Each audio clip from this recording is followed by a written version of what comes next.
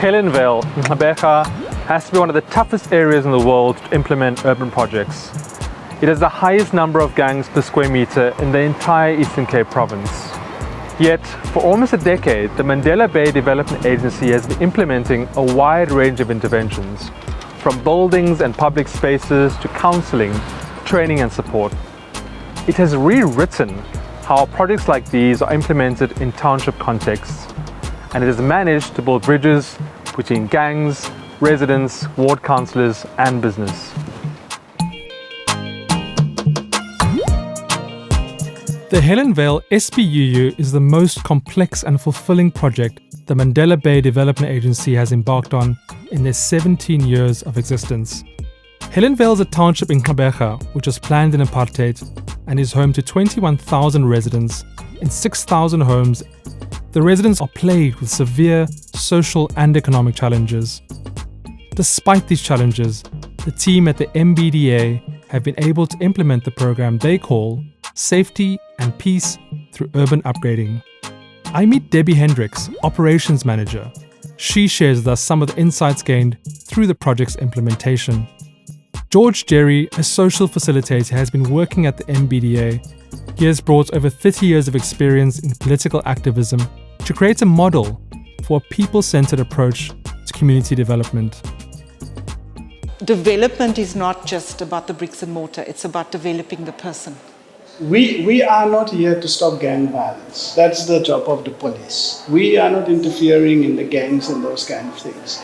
Through our programs, we hope that gang members or young people would be enticed to participate in the programs. So it's kind of a more indirect approach.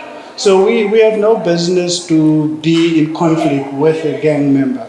But when we do a project in his or her street, you're welcome, you participate in the meetings, you can join. Mm-hmm. So we respected them as people, and for us they were part of the Helenvale community.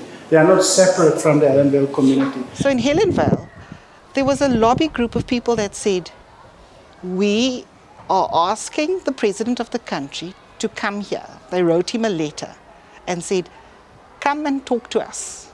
Stop ignoring us, come and talk to us. We need a bit of help.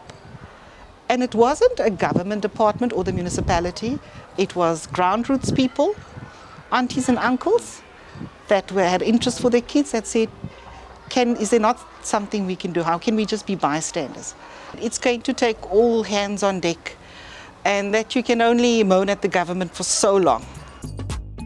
While the MBDA has implemented a range of built interventions to improve the community, the psychosocial aspect of the project has been the most impactful. After the Helenvale Resource Centre became a no-go zone due to gang tensions, the MBDA had to come up with an alternative solution to remain effective in maintaining safety and peace throughout the ward. They implemented counselling access points providing support to victims of gender-based and domestic violence, as well as youth career guidance. So if you talk the schools, they would mention dropouts, children, being abused at home and not having a place to go to. So the counseling centers was an automatic response to that. So whatever we are doing in psychosocial was basically identified by the community and say that, is it possible, MBDA, can you help? And understanding in the bigger picture, you need to deal with the social ills if you want to achieve safety and peace.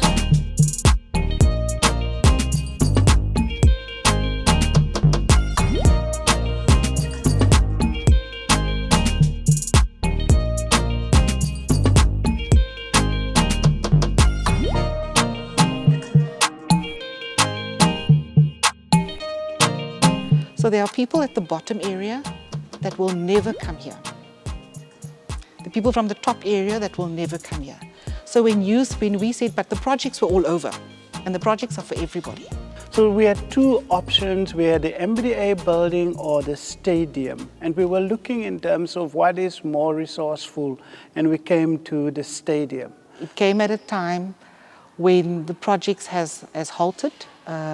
There were a lot of victimization, contractors being gun-pointed, run off the sites, gang fights, the area being too volatile for contract workers to come in, for staff to come in, and so everything just ground to a halt.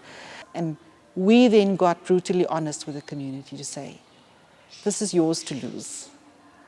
What are we as a collective, but essentially the community of Helenvale, going to do to ensure that that doesn't happen? So we need safety on the sites. We need commitment from all the structures, that whatever happens on site, we will keep talking. We will not stop the project. The bus can move. You can talk on a moving bus. The bus doesn't have to stop to talk. So there's no reason to stop a project. Everything can be resolved. The agency is fairly small, so it's a small engine, but it's got a lot of agility to do things a lot quicker than a municipality can typically do, and conclude a lot more partnerships with different entities and community organizations, etc., that the municipality struggles to do.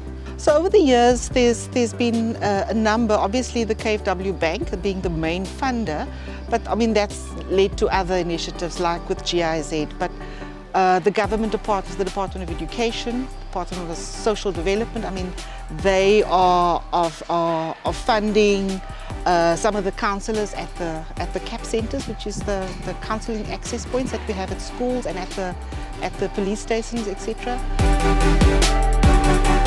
For schools that we work with, that's a very dynamic partnership that we have there. With the clinic, with the police station itself, you know, we have signed up the social infrastructure, the churches, etc. So we have built quite a strong partnership in Helenvale itself with various stakeholders.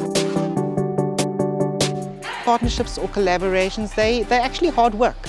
They don't happen by themselves. You think you invite somebody to a meeting that they automatically would just come and just participate. So there's a lot of lobbying, there's a lot of leg work, there's a lot of trade-offs. So what benefits are there? What exchanges are there? What, you know, how do you put a puzzle together where 1 + 1 doesn't give you 2, it gives you 5, you know? So if you can convince the Minister of Education or Arts and Culture, etc., that this is something that can help them in the delivery of their programs, then you know, the responses are generally very positive, and we've had some lasting impact from that.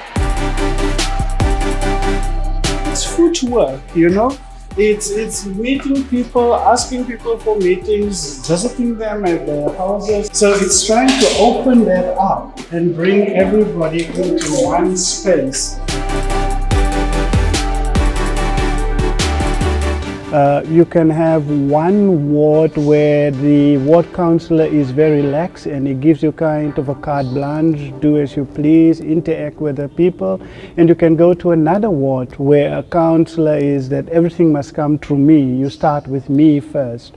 You can get in one ward you have where the main stakeholder is the ward committee, and in another one the dominant stakeholder is an SMME group. So it changed. So you have to adapt your strategy in terms of the conditions that prevail. And as a social facilitator, you need to be able to adapt to the conditions that prevail in that particular area. People approach us now to say, but we want to work with you because of that. Because we feel heard, we feel accommodated, and there's a responsiveness and so forth. We as an organization are quite reflective at this point to say that we have been known as a building company. We build stuff. Nice things, but does it make a difference?